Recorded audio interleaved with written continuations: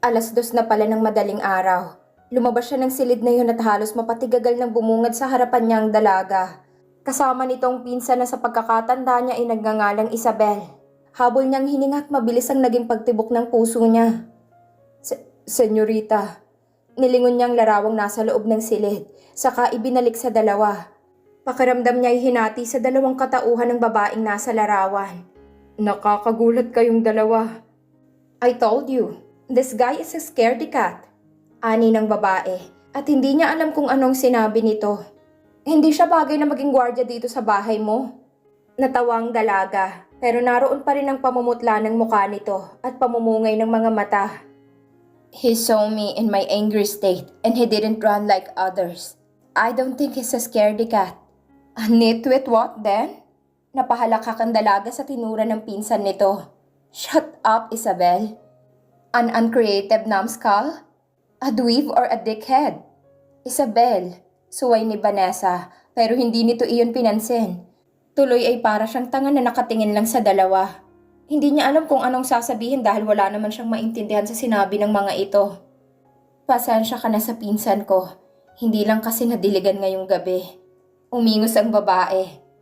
Bakit ikaw? Nadiligan ka na? Huwag mong sabihing magpapadilig ka sa kanya. Turo nito sa kanya at hindi talaga niya maintindihan ng dalawa. Mahinang natawa ang dalaga. I was planning to do that, you know. Noted your sarcasm. I'm not being sarcastic. Palipat-lipat lang siya ng tingin sa dalawa. Mukhang siya talagang pinag-uusapan ng mga ito dahil hindi man lang nagtagalog. For real? No. Tumingin ito sa kanya. He doesn't like me. I don't want to give myself to someone who hates me for who I am. I don't want to shame myself. Bumuntong hininga si Isabel. Who's up for a coffee? Bumaling ito sa kanya. Gusto mong magkape? Saan tayo pupunta? Tanong ni Rio na nasa backseat ng kotse ni Isabel.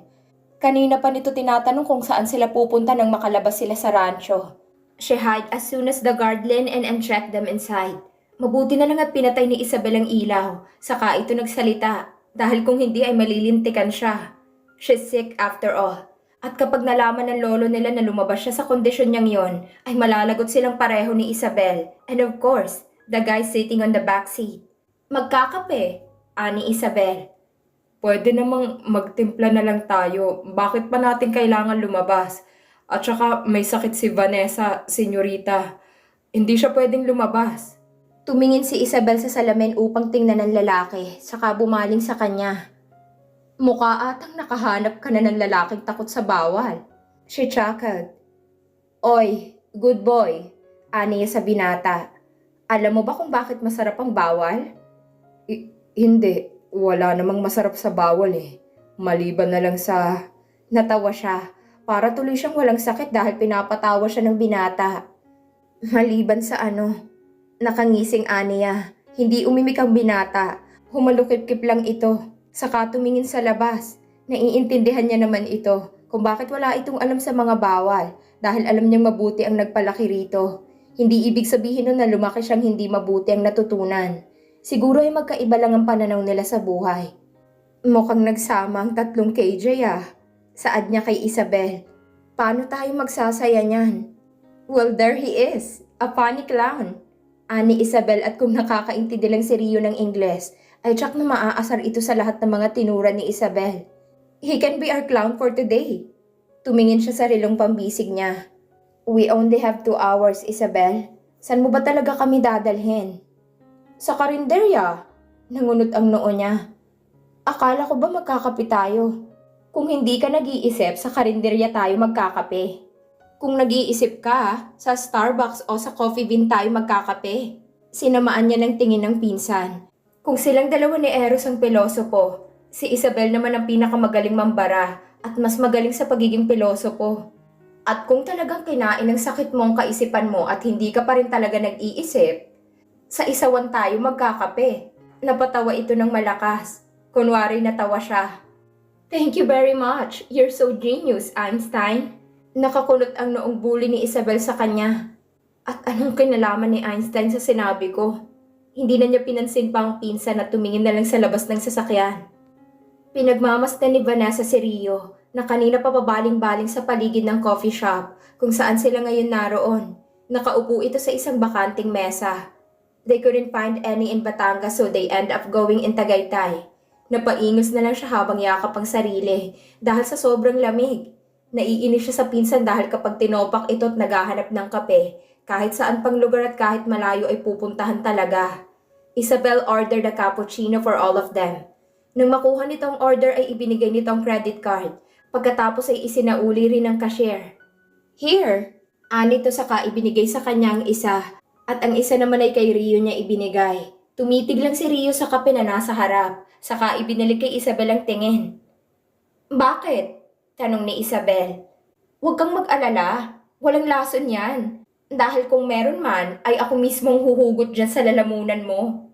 She doesn't think that Isabel is joking, dahil mukha naman itong seryoso. Ayokong inumin. Bakit nga? Tanong uli ni Isabel na animoy na uubusan na ng pasensya. Ninakaw niyo. Sabay silang napamaang ni Isabel sa tinuran nito. Nagkatinginan sila at sabay ibinalik yun sa binata. What? Hindi makapaniwalang tanong niya rito. Hindi mo ba kami nakitang nagbayad sa cashier? Wala naman kayong iniabot na pera eh. Anito, Isabel chuckled and looked at her. You should introduce him to the thing called credit card. Or else he will accuse us as a shoplifter for the rest of his damn life. Nakatitig lang siya sa binata habang umupo sa harap nito. Rio, hindi naman namin ninakaw to. Binili namin to. Alam namin na bawal ang magnakaw at may pangalan kaming inaalagaan na hindi namin pwedeng sirain dahil lang sa pagnanakaw. Aaminin niyang nasaktan siya sa sinabi ng binata pero naiintindihan naman niya kung bakit nito yun sinabi. Masyadong inosente sa lahat ng bagay ang binata at alam niya yon. Instead of being hurt or get mad at him, she pity him for being so ignorant at everything. Walang alam sa lahat ng bagay na makabago. And it breaks her heart to know that someone like him has to be that ignorant. Let's go, ani Isabel. Umaga na, baka hanapin na tayo sa rancho. Bumuntong hininga siya saka tumango. Tayo na Rio, inumin mo na lang sa daan ng kape mo. Pangako hindi galing sa nakaw yan. Nag-aalang ang kinuha ni Rio ang kape saka tumayo. Nang makalabas sila doon napahalakhak si Isabel ng malakas. Bagay na hindi niya narinig simula pa noon. I like him. Anito. Not like I want to have him as a boyfriend, but, you know, she laughed again. Nakakatawa siya. Ano bang nakakatawa doon? Sabat naman ni Rio na masama ang tingin kay Isabel. Nagkibit balikat lang si Isabel saka bumaling sa kanya. Para siyang si Mary. Mary? She mumbled. Diba patay na yon? Or was it Chance who died or that Ellie one? Sino ba sa kanila? Hindi naman niya kilala iyon, pero napanood niya sa balita at naging topic nila yun sa hapag ng magsama-sama silang pamilya. I don't know. Nagkibit balikat ito. Wala naman akong pakailam sa mga yun eh. Anyway, teach him at any cost. He's kind of smart, so teach him. She asked. Do I like I am a teacher? You don't need to be a teacher to teach him everything, Nat. Sayang ang itsura niya. Tumango na lang siya sa kanilingon si Rio na sumisimsim ng kape.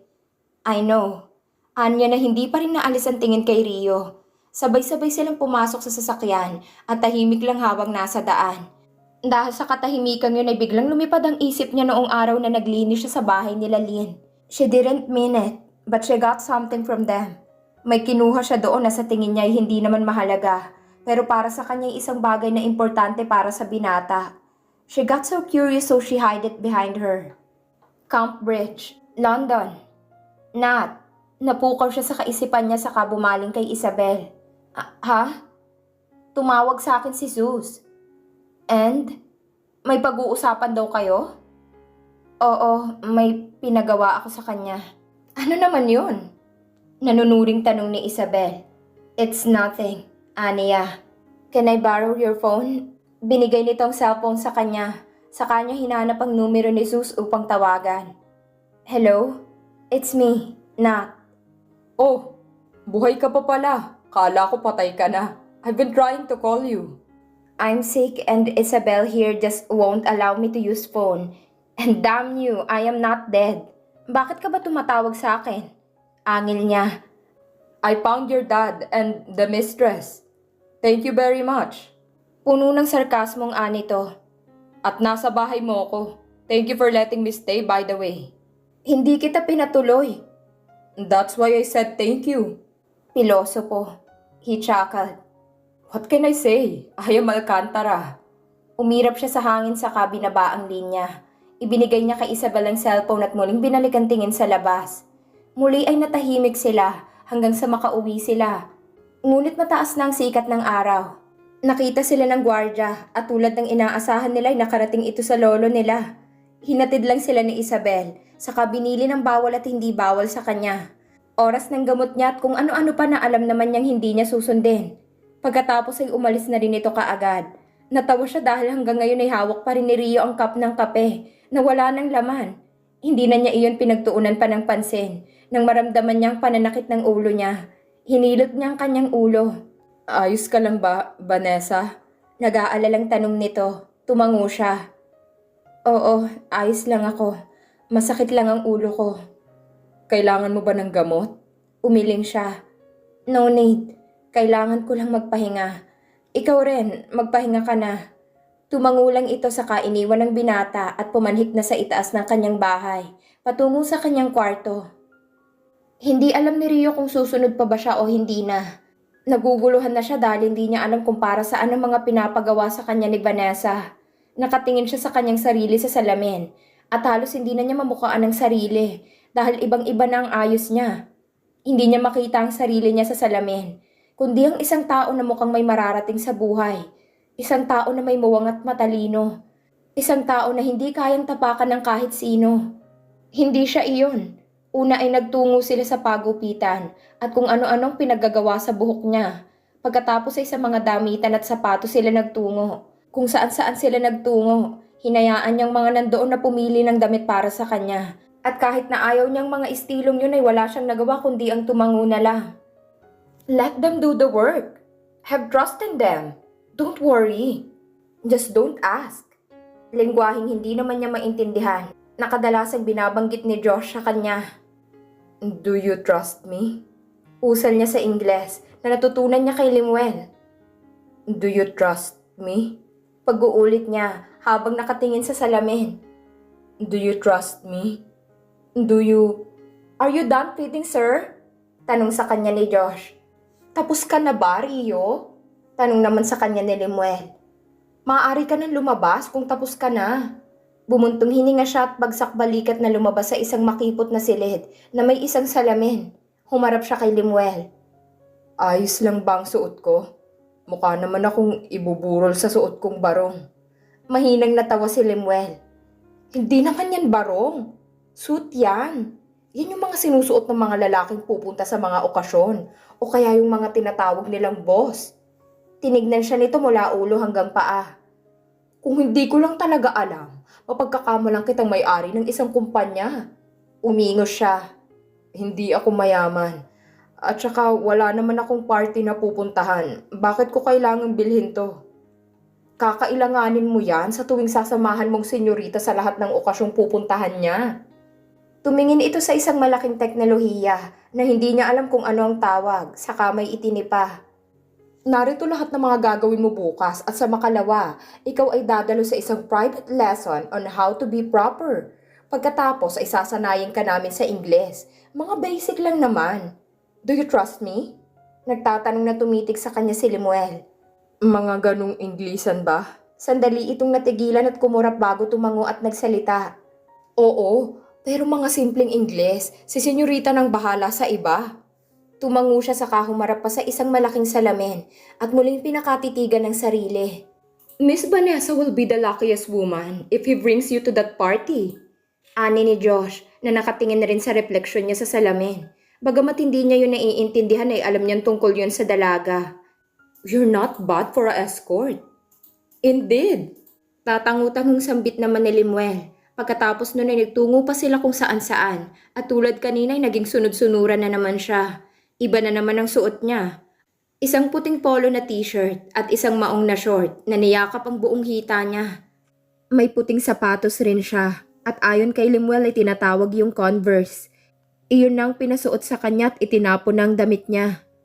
Let's go have a lunch, ani ni Josh. Bumaling sa kanya si Lemuel. Nagugutom ka na ba, Rio? Oo, sagot niya. Pero ang totoo ay hindi pa naman siya nagugutom. Gusto lang niyang ipahinga ang mga paa niyang napagod sa kakalakad. Nagtungo ang dalawa sa kainan at siya naman ay nakasunod sa dalawa. Ngunit napukaw siya sa isang malawak na lugar na punong-puno ng tao at pinagkakaguluhan ang isang babae. Natigil siya sa paglalakad at natuon ang paningin niya sa babae na nasa gitna ng entablado at magsisimulang umawit. Dreaming. I must be dreaming. When I'm really lying here with you. Maybe you take me in your arms. And though I'm wide awake, I know my dream is coming true. Wala sa sariling naglakad siya palapit sa mga taong naroon. Hindi sa nagagandahan siya sa babae. Pero ang boses nito ay kay lambot. Animoy hinihipnotismo siya. Wala siyang naintindihan sa inawit nito. Pero pakiramdam niya ay tungkol ito sa taong umiibig. Yun naman ang palaging inaawit ng mga musikero tungkol sa pag-ibig. Sa mga nasasaktan o kaya naman ay sa mga taong sinusubukang bumangon at umibig muli. Marami na siyang narinig na awitin sa radyo. Simula nang tumira siya sa rancho, ngunit itong kauna-unahang pagkakataon na makakakita siya ng taong umaawit. Kay Lamia at kay Banayad, kay sarap pakinggan. And though, I just fall in love again. Just one touch and then it happens every time. There I go by, just fall in love again. And when I do, I can't help myself. I fall in love with you. Magic. It must be magic. The way I hold you in the night just seems to fly. Easy. For you to take me to a start. Heaven is that moment when I look into your eyes. And though, I just fall in love again. Just one touch and then it happens every time. There I go, by just fall in love again. And when I do, I can't help myself. I fall in love with you. Gumaan ang pakiramdam niya habang nakatingin sa babaeng nasa entablado. Pakiramdam niya ay nabunutan siya ng tinik sa kanyang dibdib na matagal nang naroon at hindi naaalis. Nakasunod siya rito nang bumaba ito doon at hindi niya pinansin ang hiyawan ng madaming tao. Oh, I just fall in love again. Just one touch and then it happens every time. There I go. Why just fall in love again and when I do, I can't help myself. I fall in love with you. Nang matapos ang awit nito ay muling naghiyawan ng mga tao. Kumanta ulit ito tulad kanina ay pinanood niya lang ang babae. Should I call him, miss? Tanong ni Josh sa kanya. No, aniya habang nakatingin sa binata na nakangiti habang pinapanood ang isang sikat na singer na si Angeline Quinto na kumakanta sa entablado. Let him have that feeling. What feeling, miss? Hindi na niya sinagot ang butler niya. Bagkus ay hinarap niya ang dalawa. Off you go. I'll take it from here. Are you sure, miss? She nodded. Yes, tumanguri ng dalawa at naglakad palayo sa kanya. Muli ay ibinalik niya ang tingin sa binata na pinapanood lang ang nasa entablado. Tumungo siya sa isang bench at doon umupo upang hintayin matapos ang mall tour. She watched every expression he have. Hindi niya alam pero masaya siya na nakikitang masayang binata. Nawala ang galit niya sa ama at sa lolo niya. Kahit papaano ay napalitan yun ng kakaibang saya habang pinapanood ang binata. Sure is that money can't really buy people's happiness. Patunay doon ng binata. She heaved a sigh. If you only knew, mas maswerte ka pa sa akin. Kahit mahirap ka, buo ang pamilya mo. Nagagawa mong maging masaya sa maliliit na bagay lamang. I envy you so much. Nang matapos ang song number ay nakita niyang naglagay ng mesa at silya sa stage ang mga staff at umupo doon si Angeline Quinto. Nagpilahan ng mga fans nito at nagpa-autograph. Tumayo siya saka lumapit kay Rio na hindi pa rin nakabawi sa nangyari. Rio? Ha? Mabilis itong lumingon sa kanya. Senyorita. Doon lang niya napansin na iba na ang ayos at itsura ng binata. He seems different. His hairs are now fixed. He's wearing a white polo t-shirt, a fitted jeans and a white Converse. He looks clean and handsome. Senyorita. Pukaw sa kanya ng binata. She blinked twice. What? Natulala ka. Halika na. Saan tayo pupunta? Naguguluhang tanong nito. Mamamasyal tayo. Today, let's be normal. Just like them. Bumaling siya sa mga taong nakapila roon. Gusto mo bang maging normal? Abnormal ba ako? Tanong nito. She chuckled. Tara na nga. Kinuha niya ang kamay nito sa kahinila ang binata patungo sa kung saan niya ito balak dalhin. Nagpunta sila sa time zone kung saan ay palaruan. Iyon din ang unang araw na nakapasok siya sa palaruang yon. Kaya naman hindi lang si Rio ang namamangha at masaya. Maging siya ay natuwa rin. Tara, she said excitedly. Hinila niya ito papasok sa loob. Naglaro sila doon. Hindi na niya inisip na masaya ang binata dahil maging siya ay masaya rin. She is happy to experience it with Rio. Naglaro silang dalawa hanggang sa magsawa sila. Pagkatapos ay nagpunta sila sa sinehan. She likes to watch action movies, so she chose the action one. Logan. Hindi na niya tinanong ang binata, basta pinili niya yon. Bago sila pumasok ay bumili pa muna sila ng popcorn at maiinom. Anong gagawin natin dyan? Tanong ng binata. Manonood tayo. Sagot niya, saka niya binuksan ang pintuan ng sinehan. Bakit ang dilim? Kasi nag-uumpisa na ang palabas, kaya madilim. Nang makapasok sila ay madami ng tao, pero laking pasalamat niya na hindi pa gaanong nagsisimula. Umupo siya sa isang bakanting upuan, at kung hindi pa niya inayos ang uupuan ng binata ay babagsak ito sa sahig. Bakit ang lalaki ng tao dyan? Inosenteng tanong ni Rio sa kanya. Manood ka na lang, aniya. Ingles, wala akong maintindihan. Bakit ba ang dami mong may nanonood? Singhal sa kanila ng katabi niyang babae. Ang dahilan para mapatigil siya sa kanyang sasabihin. Tahimik na lang silang nanood. Nasa parte pa lang sila kung saan binabaril si Logan ng mga mortal nitong kalaban. At napabaling siya sa binata nang makita ang pag-ilag nito. Anong nangyayari sa'yo? Nagtatakang tanong niya. Baka matamaan ako. Napamaang na lang siya habang hindi makapaniwalang nakatingin sa binata. Saka siya tumingin sa mga taong malapit sa kanila.